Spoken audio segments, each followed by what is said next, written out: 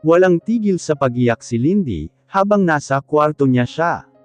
Hindi niya pa rin matanggap na para bang walang pakialam sa kanya ang kanyang pamilya.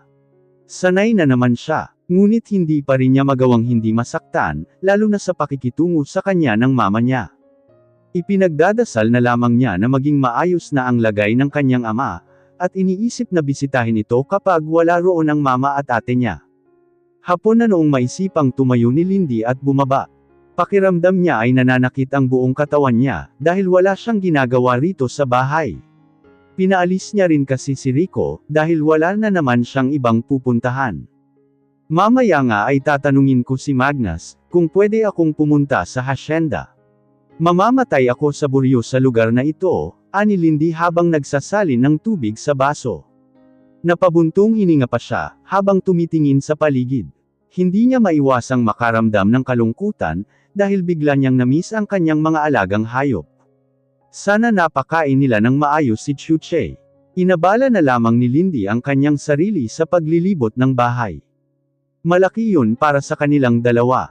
Masyado ring moderna ang istruktura, at mukhang lahat ay mamahalin.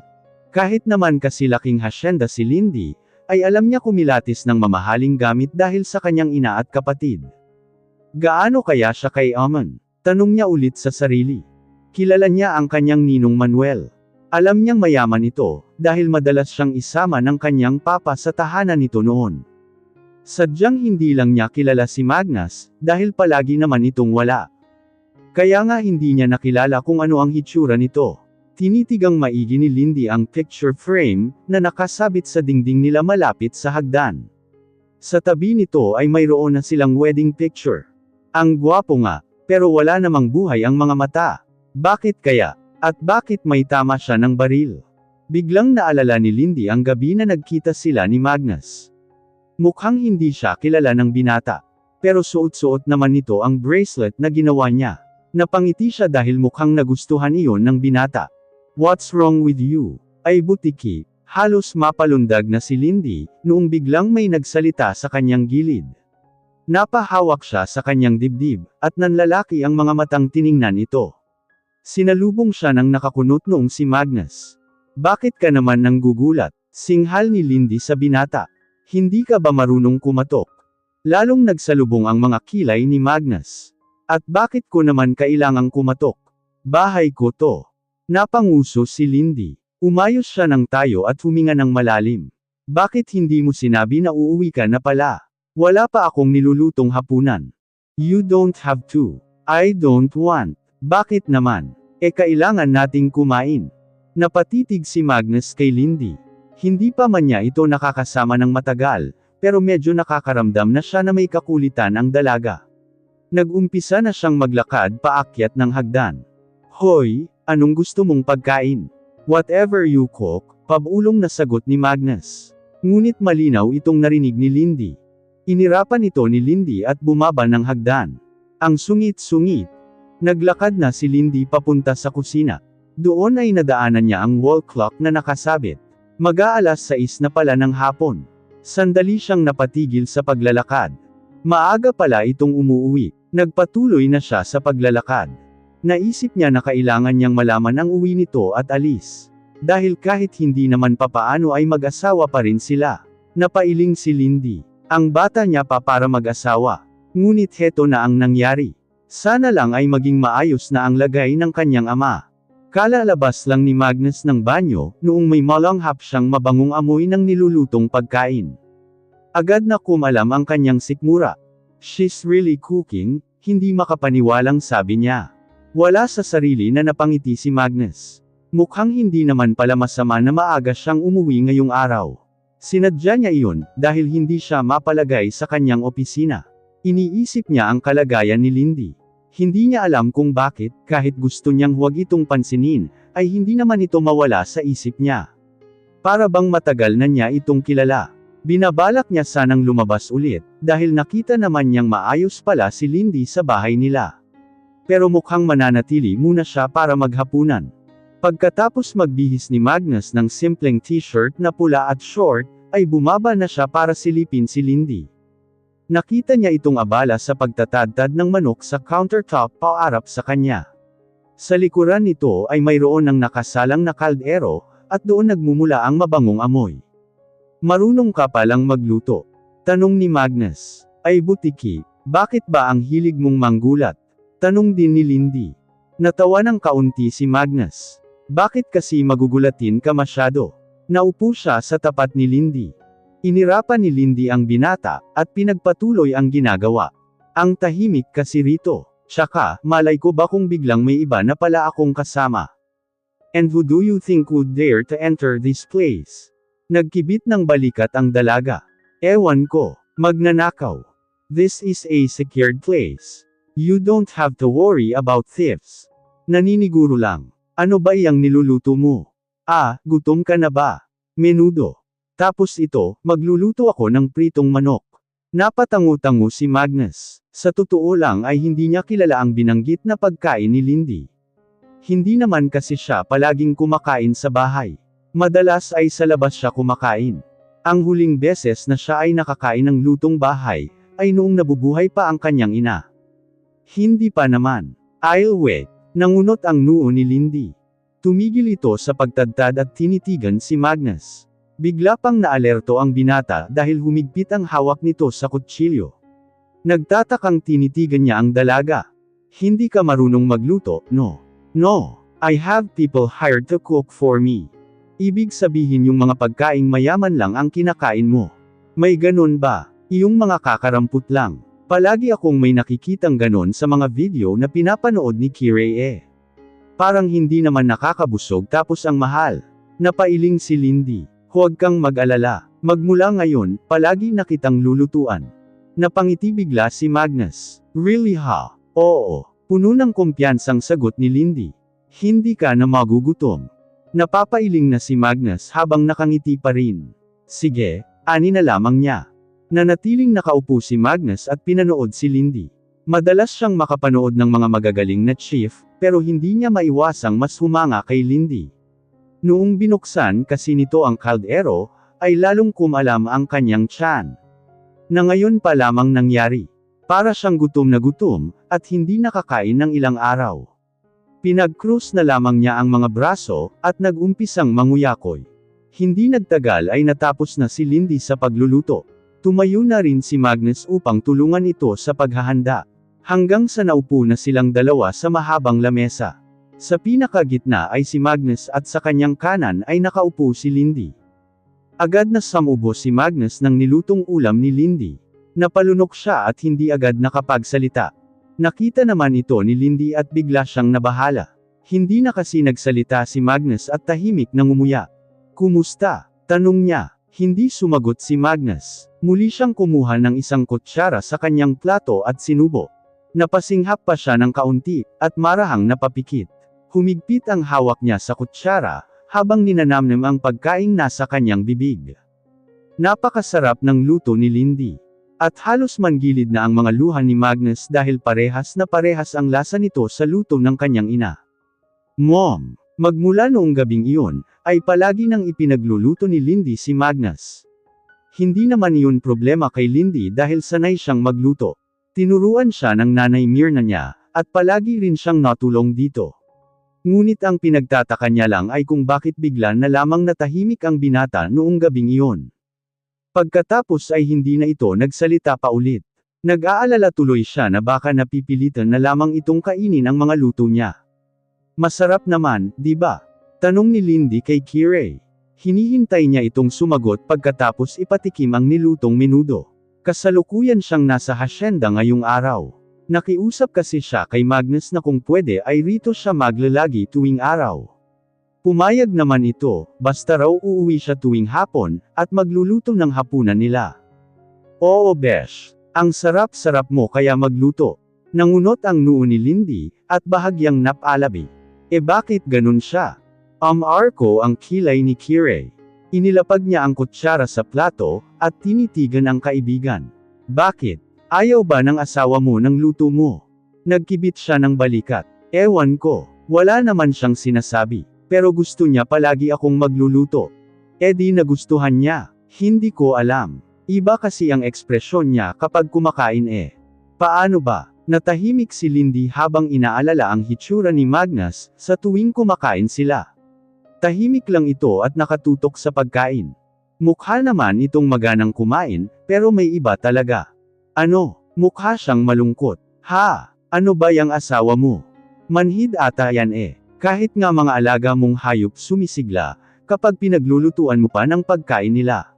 Siya pa kaya? Ewan ko. Hayaan na nga natin siya. Tawagin mo na sila nanay, at nang makakain na tayo ng tanghalian. Sige. Naiwan si Lindy sa loob ng kusina. Agad na rin siyang nagligpit ng ibang pinaglutoan niya. Naabutan pa siya ng isa nilang kasambahay, at pilit na inagaw sa kanya ang paghuhugas ng mga iyon. Kaya walang nagawa si Lindy, kundi hayaan na lamang ito, at ihanda na lamang ang lamesa. Besh! Doon daw tayo sa labas kumain. Napatigil si Lindy sa pag-aayos ng lamesa, noong marinig niya ang boses ni Kirei. Bakit? Mas maganda raw roon sa labas. Masarap ang hangin. Sige na nga, magkatulong silang naglabas ng mga pagkain sa tapat ng mansion. Madalas talaga ay roon sila kumakain. Fresco kasi ang hangin dito, at hindi maalinsangan kahit na tanghaling tapat. Kasama palagi ni Lindy ang kanyang tauhan sa hasyenda, sa tuwing kumakain. Ayaw na ayaw niyang nag-iisa lang siya. Tinulungan na rin silang dalawa ng mga ito para mag-ayos ng lamesa. Ilang sandali pa ay sama-sama na silang nakaupo roon at kumakain. Ilang araw lang na nawala si Lindy sa hasyenda, ngunit na-miss na niya agad ang mga ito. Kanina noong dumating siya ay agad niyang binisita si Chuche. Tuwang-tuwa siyang makita na masigla na ulit ito, kasama ang mga anak nitong Vic. Tahimik silang kumakain, noong bigla ay may marinig silang paparating na kotse. Napatingin agad doon si Lindy at nangunot ang noo. Pamilyar iyon sa kanya, pero sigurado siya na hindi iyon ang kanyang driver. May bisita po kayo nanay? Tanong ni Lindy. Wala, tugon nito. Lahat sila ay napatingin sa kotse, hanggang sa tumigil na ito sa di kalayuan. Ilang sandali pa ay bumaba na rin ang driver niyon. Bahagya pang nanlaki ang mga mata ni Lindy, noong makitang ang asawa niya ang dumating. Hala ang gwapo, mahinang impit ni Kirei. May paghampas pa ito sa balikat ni Lindy. Teka, hindi ba yan yung tinulungan mo anak? Tanong ni Myrma. Oo nga no, napalunok si Lindy. Opo, agad na tumayo si Lindy, at sinalubong si Magnus. Magnus, anong ginagawa mo rito? Hindi tumigil sa paglalakad si Magnus, kaya sumunod na lamang si Lindy sa binata. Nagugutom ako. Ha? Bakit hindi mo sinabi? Hindi ka sumasagot sa tawag ko. Napakamot si Lindy sa kanyang ulo. Paano naman siya masasagot ang tawag nito, hindi naman niya dinala ang cellphone. Tumigil sila sa paglalakad noong makarating na sila sa may lamesa. Lahat ay nakatitig lang kay Magnus, na puno ng pagtataka. Sino siya? Tanong ni Kirei na hindi na makapagpigil pa. Halos maghugis puso na ang mga mata nito na nakatitig kay Magnus. Tumikim si Lindy. Nay, si Magnus po, siya ang asawa ko.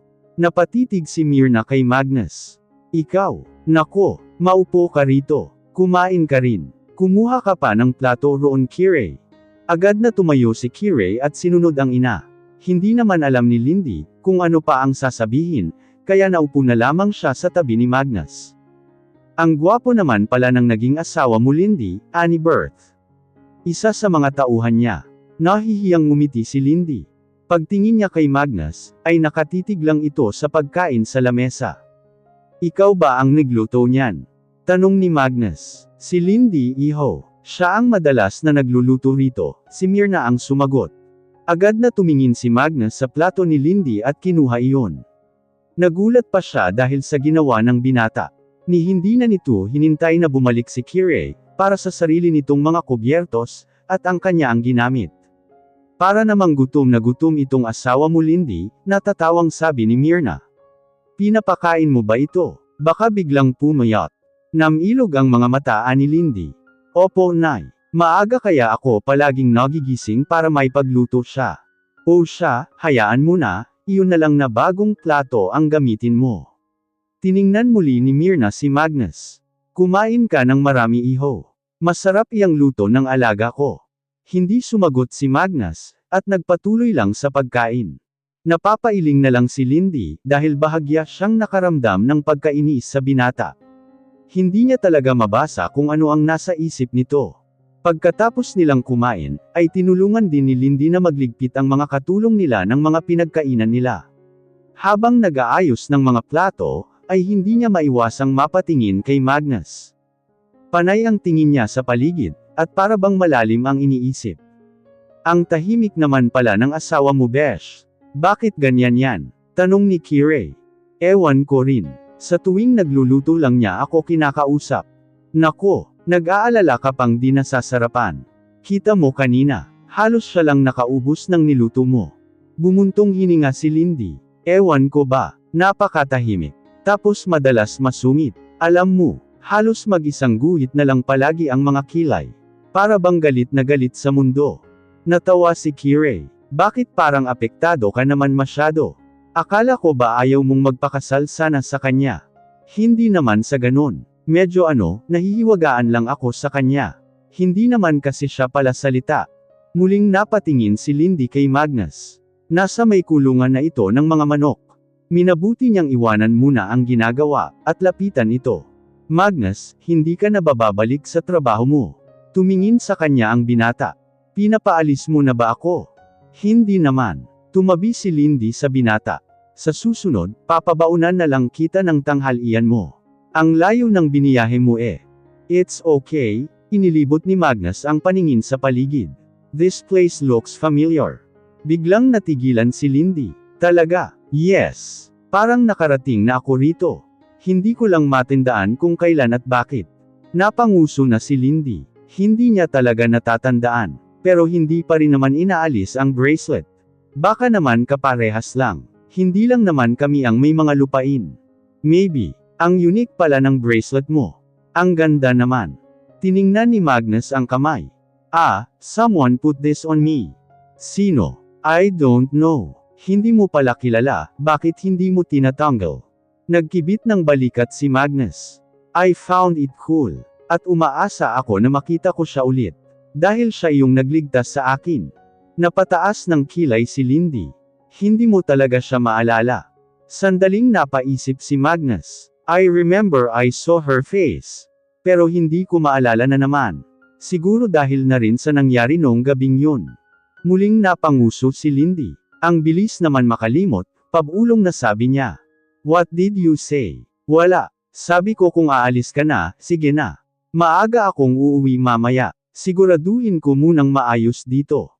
Pwede naman dito muna tayo. Namilog ang mga mata ni Lindy. Seryoso, pwede muna ako rito. Tayo, ikaw rin. Yes. Kasi kung aalis ako, kasama ka. You're my personal cook now, remember? Ha? At kailan pa akong naging ganyan sa buhay mo? Ngumiti lang si Magnus at kinindatan siya. Pagkatapos ay naglakad na papunta sa ibang parte ng hasyenda. Hindi naman maiwasang mapangga nga ni Lindy dahil sa ginawa nito. Alam naman niyang masarap siyang magluto. Pero hindi naman niya inakala na magiging personal cook na siya ng isang tao. Hey naku, kung di lang kita asawa.